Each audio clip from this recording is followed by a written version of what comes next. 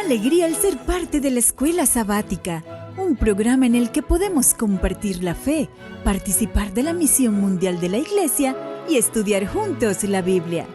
Hope Media Honduras te da la bienvenida a la Escuela Sabática. Querido hermano, que Dios bendiga su vida en esta mañana, sábado 9 de diciembre del 2023, hermano. Qué increíble, el año se ha ido y damos gracias a Dios porque Él nos ha permitido el don de la vida. Por eso en esta mañana es digno que hablemos con nuestro Señor a través de la oración. Querido Padre Celestial, gracias por la oportunidad de hablar contigo y gracias una vez más por permitirnos adorar su santo nombre. Quédese con nosotros en esta mañana, Señor. Se lo rogamos en el nombre de Jesús. Amén. Hope Media Honduras te desea un muy feliz sábado. Hope Media Honduras, llevando esperanza. Que Dios bendiga sus vidas, amados hermanos, y bienvenidos a este su programa favorito de Escuela Sabática. Hoy es un momento ideal para que cantemos, alabemos el nombre de nuestro Dios y lo hagamos a través del himno número 270 del Himnario Adventista. Se titula Meditar en Jesús. Alabemos el nombre de nuestro Dios.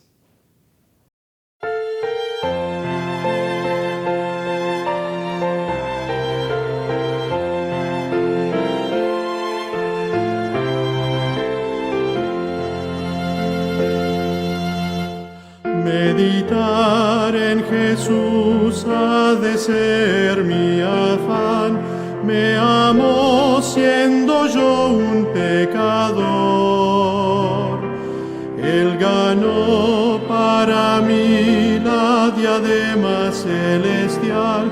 En la cruz mostróme su amor. Ven, ven, buen Jesús, mora en mi corazón, lléname de santidad, pues contigo deseo andar. Consultar a Jesús ha de ser mi afán, y Jesús me dará su clara luz. Sin Jesús y por mí nada quiero practicar, mis acciones inspire Jesús. Ven, ven, buen Jesús, mora en mi corazón, lléname de santidad, pues contigo deseo andar. Predicar a Jesús ha de ser mi afán, y Jesús me dará fuerza y poder. Sin Jesús y su amor vano fuera trabajar, de Jesús en la cruz hablaré. Ven, ven, buen Jesús, mora en mi corazón, lléname de santidad, pues contigo deseo andar. Imitar a Jesús ha de ser mi afán, en Jesús quiero mi modelo ver. Sin mirar a Jesús nada bueno puedo hacer, mas fijándome en Él todo es bien. Ven, ven, buen Jesús, mora en mi corazón, lléname de santidad, pues contigo contigo deseo andar. Y después de haber entonado ese canto tan maravilloso, es un momento especial para escuchar el relato del misionero. Es un testimonio que presentamos cada semana y este es un testimonio edificante, como siempre. Hoy lleva por título, Yo iré por Robert Nilsson. Miremos de qué trata este interesante repaso.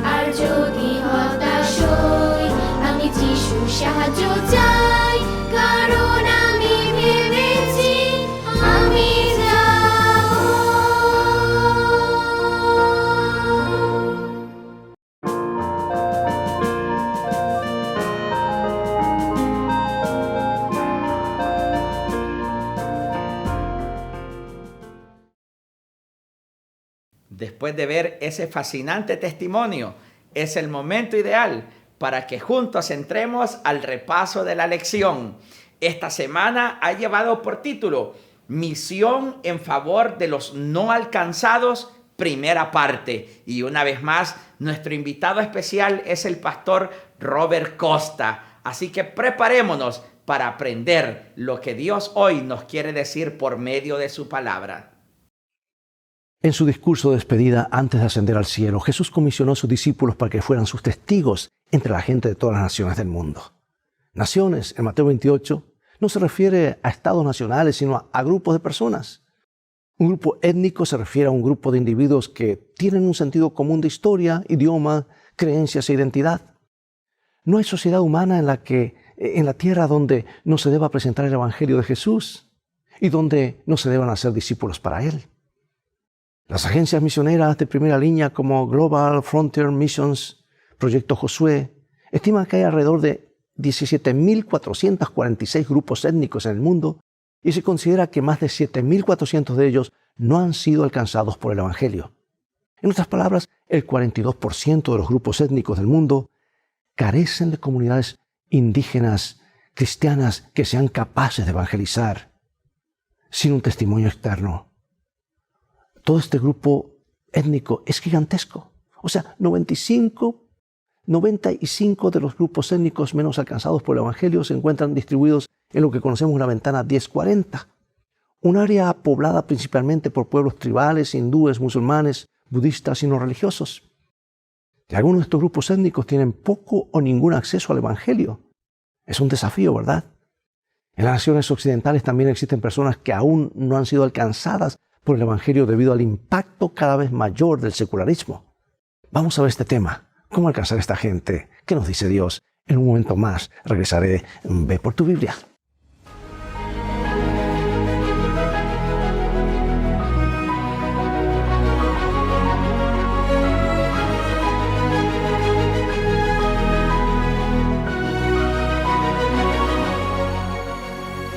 Este es nuestro versículo central de hoy, Hechos 17:24. El Dios que hizo el mundo y todas las cosas que en él hay, siendo Señor del cielo y de la tierra, no habita en templos hechos por manos humanas. Al describir lo que Pablo hizo en Atenas, Lucas escribió: así razonaba en la sinagoga con los judíos y con otros piadosos y en la plaza cada día con los que concurrían.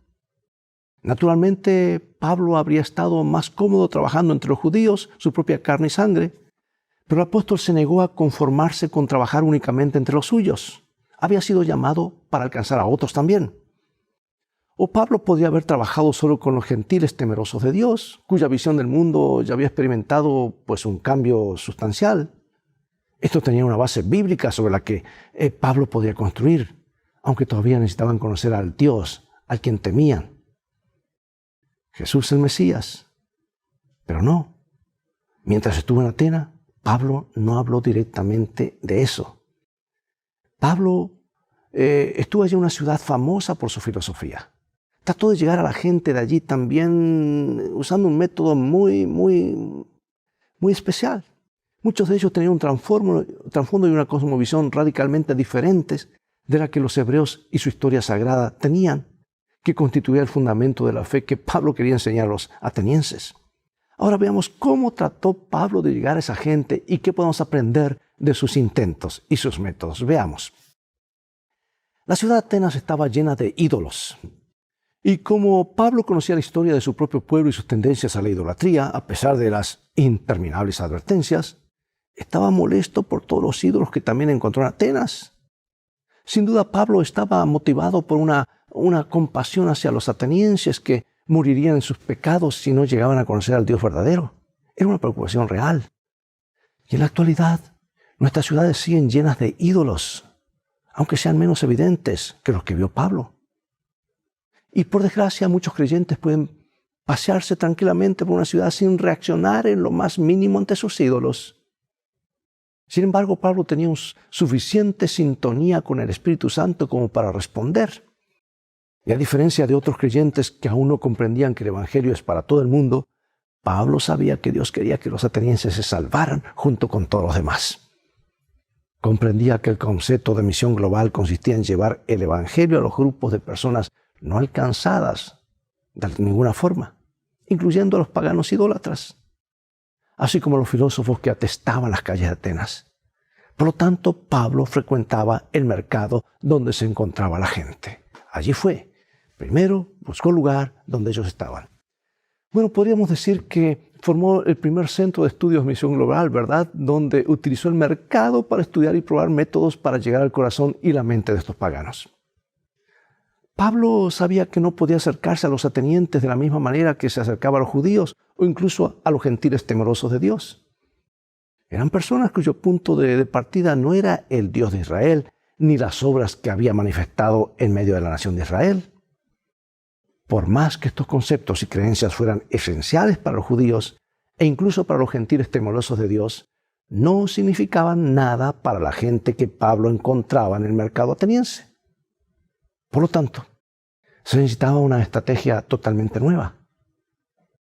¿Sabes que en la actualidad a menudo tratamos de llegar a las personas cuyo trasfondo no tienen nada en común con lo que se ha dado en llamar la herencia judeo-cristiana? De allí que, como Pablo, tengamos que adaptarnos. Y un abordaje que podría funcionar bien, por ejemplo, en Buenos Aires, que podría ser útil en Bangkok. Tenemos que adaptarnos. ¿Qué tipo de ídolos adora la gente en tu sociedad o en esas sociedades? ¿Y cómo puedes abrirle los ojos para que vean lo inútil que es todo eso? ¿Será que la Biblia, hermano, es solamente de cosas espirituales? Sí lo es, pero también nos habla de métodos que podemos utilizar para alcanzar a todo tipo de público. Ese manual del ser humano, sin importar dónde estuviera ahora, como Dios lo había comisionado, a Pablo predicaba el Evangelio. Y esto es exactamente lo que trató de hacer en Atenas. Y lo hizo de una manera muy sagaz, la manera de entrar al pueblo ateniense. Dice el libro de Hechos. Y algunos filósofos de los epicúreos y de los estoicos disputaban con él. Y unos decían, ¿qué querrá decir este palabrero? Y otros, parece que es predicador de nuevos dioses porque les predicaba el Evangelio de Jesús y de la resurrección. Y tomándole le trajeron al Areópago diciendo, ¿podemos saber qué es esta nueva enseñanza de que hablas? Pues traes a nuestros oídos cosas extrañas. Queremos pues saber qué quiere decir esto. Porque todos los atenienses y los extranjeros residentes allí en ninguna otra cosa se interesaban sino en decir y en oír algo nuevo. Bueno, ¿cómo reaccionaron los paganos de la plaza ante las palabras y las preguntas de Pablo? Es evidente que con sus dioses extraños, Pablo impresionó a la gente del mercado, por lo que lo llevaron al Areópago, una parte de la ciudad donde se dirimían asuntos legales y religiosos, aunque al parecer Pablo no enfrentó ningún tipo de juicio legal.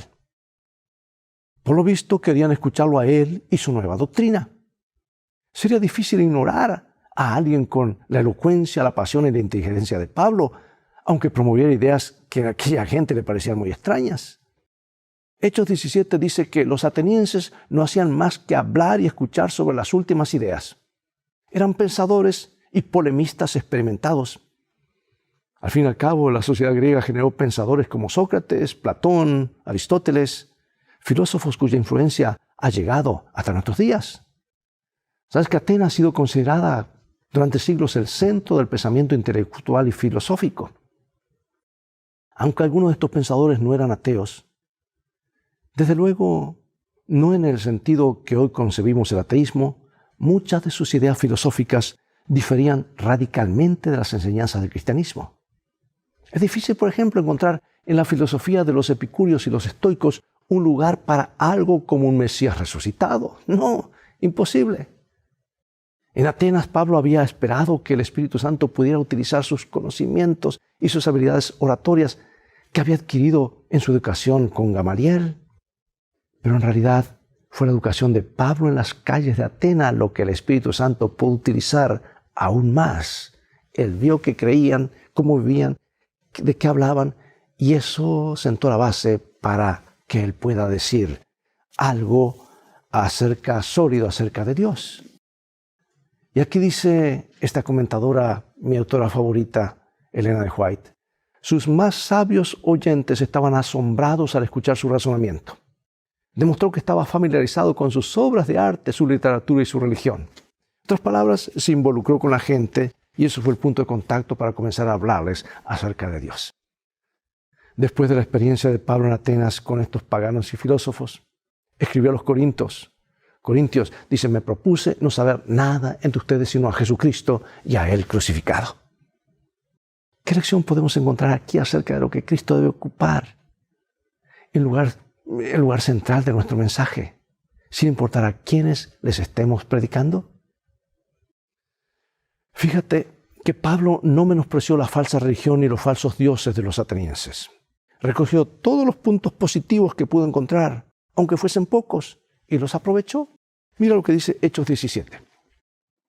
Entonces Pablo, puesto en pie en medio del areópago, dijo, varones atenienses, en todo observo que sois muy religiosos, porque pasando y mirando vuestros santuarios, hallé también un altar en el cual estaba la inscripción al Dios no conocido, al que vosotros adoráis, pues sin conocerle, es a quien yo os anuncio. ¿Qué estaba haciendo Pablo aquí en su intento de alcanzar a esas personas con el Evangelio?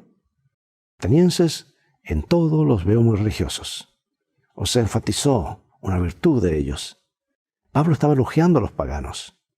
Su religión era errónea en todos los sentidos. Sin embargo, Pablo elogió su devoción a ella, porque la devoción incluso a una espiritualidad errónea es más encomiable que no tener ningún interés espiritual.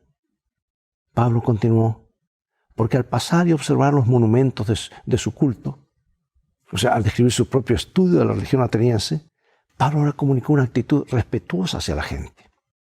No se precipitaba como un autoproclamado experto con todas las respuestas sobre cómo tenía que cambiar la gente. En realidad, sí era un experto y tenía los resultados que la respuesta que la gente necesitaba, y eso dio resultado. Pero no se presentó de este modo, pues de lo contrario lo habrían rechazado de plano. En cambio, lo percibieron como alguien que se preocupaba por la gente y deseaba su bien. Y al comentar la inscripción al Dios no conocido, Pablo aprovechó lo que podía considerarse un terreno común. Creían en Dios, muchos en realidad, lo cual era un gran comienzo. Algunos de aquel entonces no creían. Y podía este comienzo abrir el camino a una conversación más profunda. No se burló de la idea negativa de un altar a un Dios desconocido, sino que apreció y admiró a un pueblo que se preocupaba lo suficiente por las cosas espirituales como para hacer el esfuerzo y el gasto de adorar algo que ni siquiera conocían. Por si le faltaba algo. ¿Estaban equivocados? Por supuesto. Pero eso tenía solución.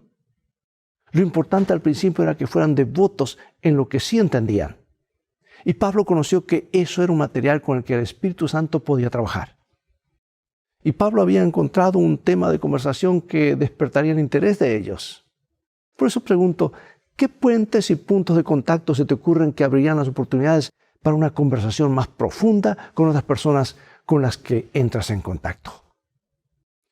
Bueno, una vez que Pablo había captado la atención de los pensadores de Atenas, dirigió su audiencia al Dios del cielo, o sea, presentarles un nuevo Dios. Y aquí está Hechos 17, 24 en adelante. El Dios que hizo el mundo y todas las cosas que en él hay, siendo Señor del cielo y de la tierra, no habita en templos hechos de manos humanas, ni es honrado por manos de hombres, como si necesitase de algo, pues Él es quien da a todos vida y aliento y todas las cosas. Y de una sangre ha hecho todo el linaje de los hombres para que habiten sobre la faz de la tierra, y les ha prefijado el orden de los tiempos y los límites de su habitación, para que busquen a Dios, si en alguna manera palpando puedan hallarle, aunque ciertamente no está lejos de cada uno de nosotros. ¿Qué método adoptó Pablo aquí en un intento de llegar a estas personas?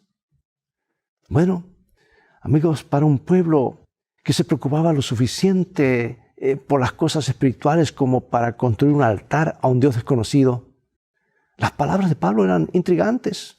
Un Dios creador que no vive en un templo, no necesita nada de los humanos, sino que Él suple las necesidades humanas, les parecía algo extraño.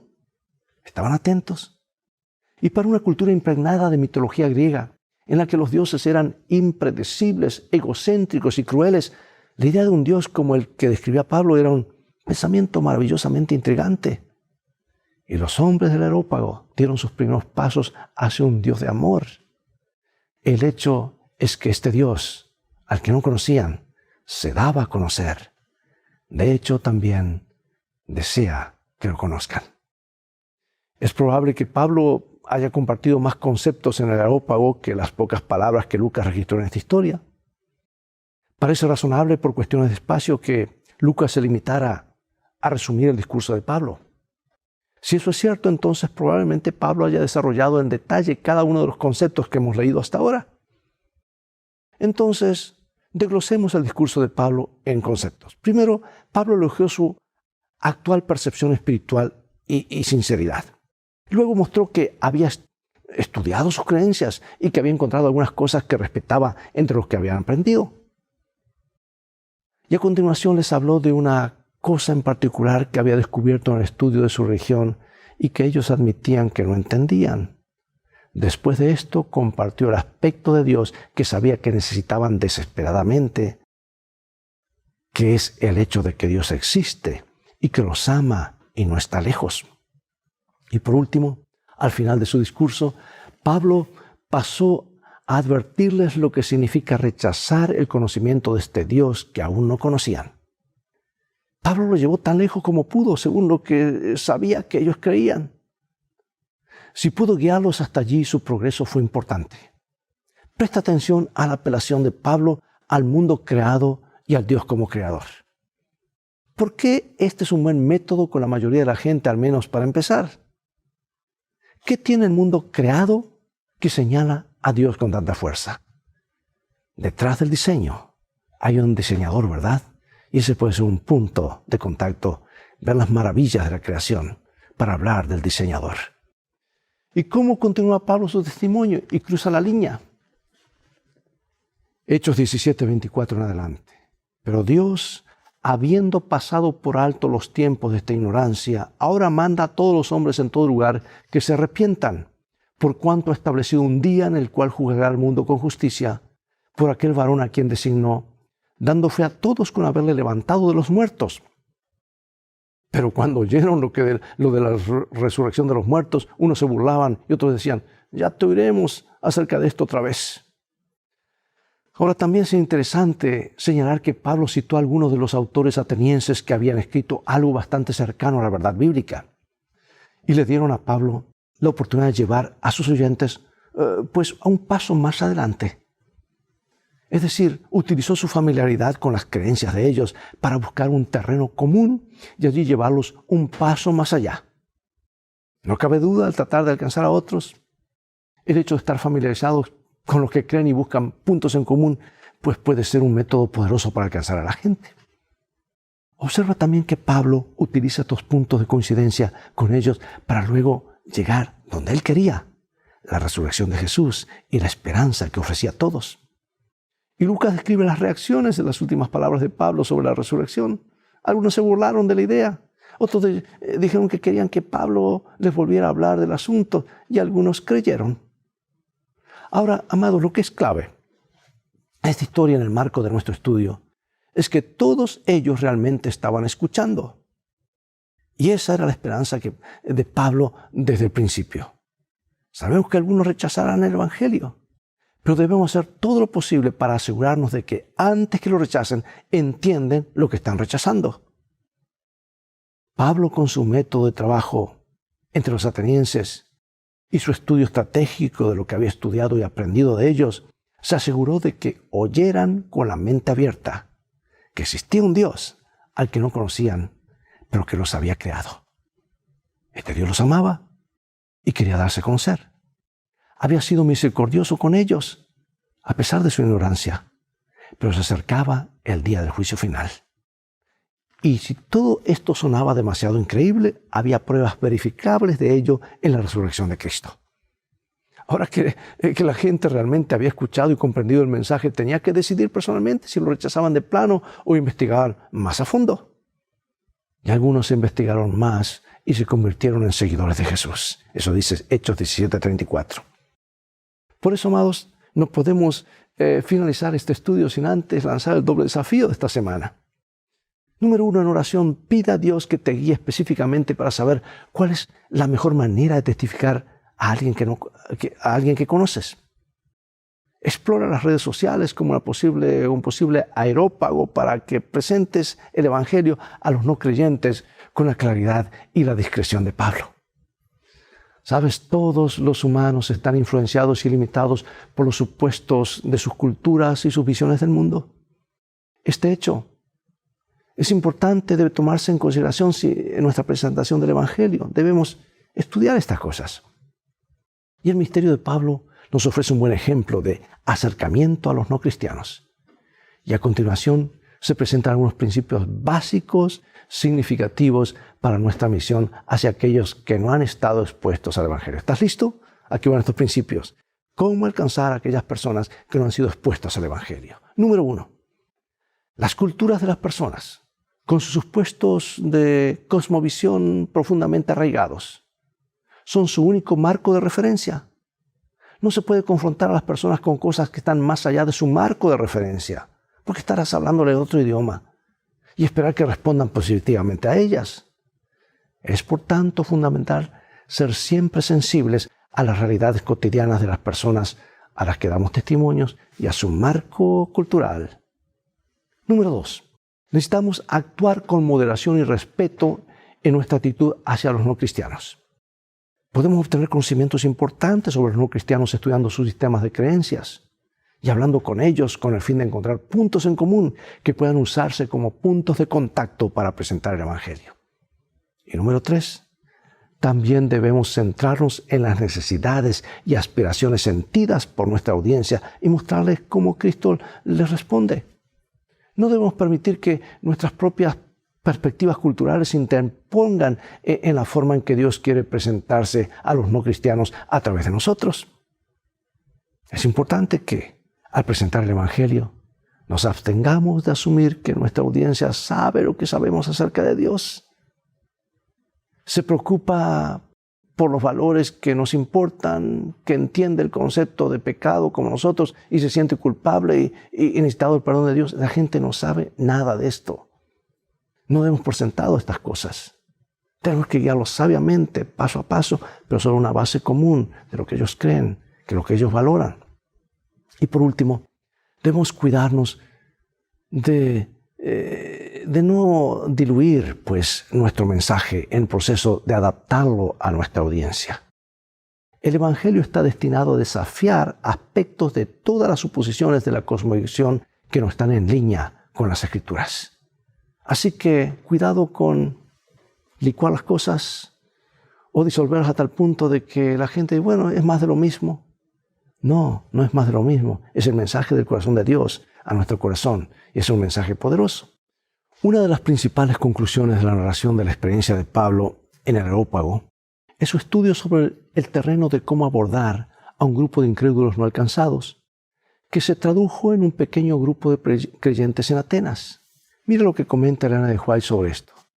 Dice, las palabras del apóstol y la descripción de su actitud y del ambiente que lo rodeaba, como los traza la pluma inspirada, habían de transmitirse a todas las generaciones venideras como testimonio de su firme confianza, su valor en la soledad y la adversidad, así como de la victoria ganada en favor del cristianismo en el mismo corazón del paganismo.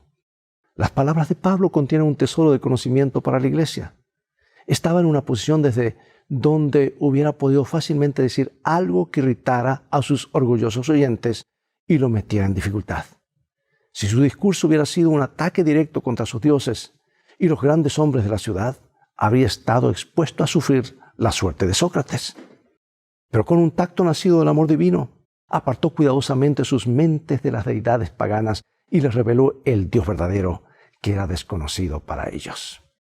Y por medio del contacto directo con la gente, el estudio de su cultura y religión y el respeto por su devoción a las cosas espirituales, Pablo consiguió algo notable en Atenas, algo que es un tesoro de conocimiento para la iglesia. Evitó irritar a sus oyentes.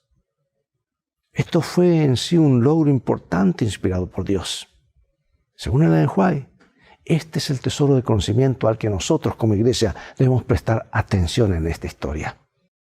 Cuando nos sentimos provocados por los tipos de ídolos modernos, pregunto, ¿qué debemos evitar hacer? Especialmente al principio, al iniciar obra evangelística entre la gente que adora esos ídolos.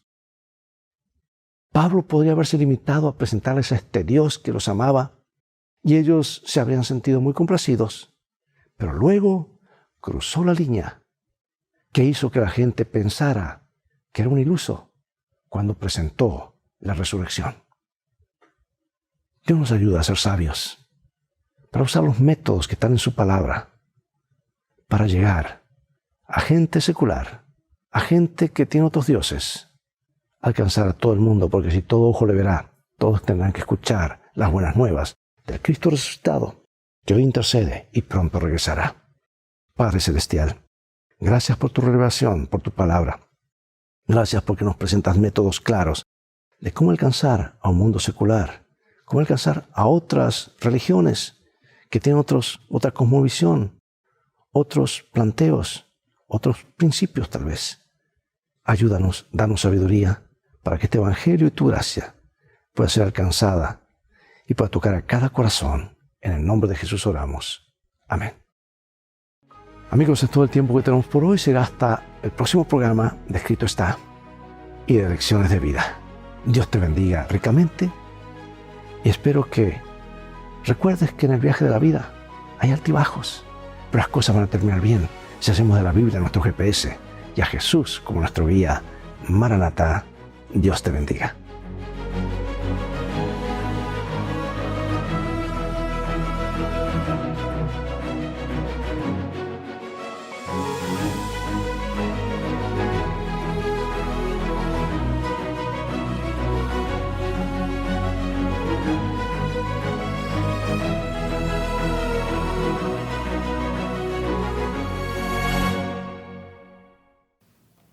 Gracias, Pastor Costa, por ese repaso tan maravilloso. Y gracias a usted por su fiel y amable sintonía a su programa de Escuela Sabática. Será hasta el próximo sábado en que volvamos a estar juntos por este mismo canal.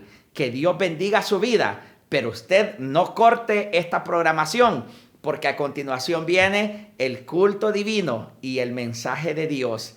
Me despido de ustedes por medio de esta oración.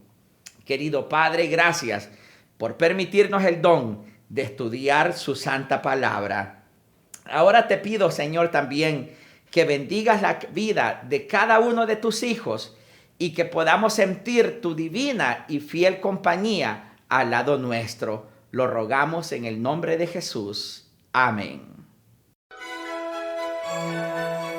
¡Qué privilegio que nos hayas acompañado en la Escuela Sabática! Hope Media Honduras te desea un muy feliz sábado.